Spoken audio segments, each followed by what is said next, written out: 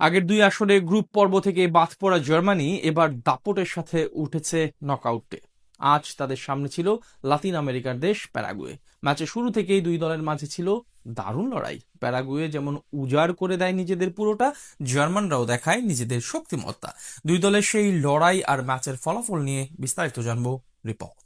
2014 সালে বিশ্বকাপ জয়ের পর কি যেন ভর করেছে জার্মানির উপর। 2018 ও 2022 বিশ্বকাপে বাদ পড়তে হয়েছে গ্রুপ পর্ব থেকে। তবে এবার সেই বাধা টপকাতে পারলেও একটু বাড়তি চাপ ছিল তাদের মাঝে। নকআউটের ম্যাচে যদিও প্যারাগুয়ের বিপক্ষে প্রথমার্ধে পিছিয়ে পড়ে তারা, যার পরই ভক্তদের মনে নতুন করে উকি দেয় অজানা এক আশঙ্কা। এদিন শুরু থেকে গোছালো ফুটবলে মনোযোগ ছিল জার্মানির, তবে লাতিন আমেরিকা থেকে চমক দেখানো প্যারাগুয়ে খেলতে থাকে ভয়ডরহীনভাবে। ম্যাচের প্রথম আক্রমণটা আসে তাদের হাত ধরেই। একেবারে প্রথম মিনিটে এগিয়ে যেতে পারত তারা, সেখানে প্যারাগুয়ের স্ট্রাইকার হুলিও এনকিসো রুডি বক্সের ভেতর থেকে নেওয়া শট রুখে দেন জার্মান গোলকিপার ম্যানুয়েল নায়ার। খানিক পরে আরো এক সুযোগ মিস করেন এই ফুটবলার। বিপরীতে ম্যাচের 6ষ্ঠ মিনিটে প্রথম আক্রমণ করে জার্মান, সেখানে অবশ্য দারুণ ছন্দে থাকা ডেনিজের শট চলে যায় গোলপোস্টের একটু বাহির দিয়ে। এরপর বল দখলের দিক থেকে এগিয়ে যায় তারা।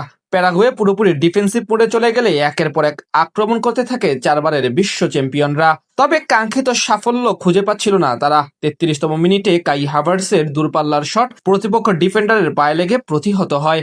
সেখান থেকে গোল করার জন্য মরিয়া হয়ে পড়ে তারা, তবে এতেই বিপত্তি ঘটে। ম্যাচের 41তম মিনিটে কাউন্টার অ্যাটাকে ওঠে প্যারাগুয়ে। সেখান থেকে কর্নার কিক পায় তারা, সেটি কাজে লাগাতে না পারলেও বাম প্রান্ত থেকে দারুণ এক ক্রস করেন মাতিয়াস গালাজরা।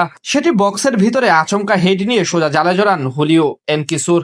অসহায় হয়ে তাকিয়ে দেখা ছাড়া যার বিপক্ষে কিছুই করার ছিল না ম্যানুয়েল নায়ারের। সেই গোলের পর উল্লাসে মেতে ওঠে প্যারাগুয়ে। শেষ পর্যন্ত প্রচেষ্টা চালালেও সমতায় ফিরতে না পেরে এক গোলে পিছিয়ে থেকে বিরতিতে যায় জার্মানি।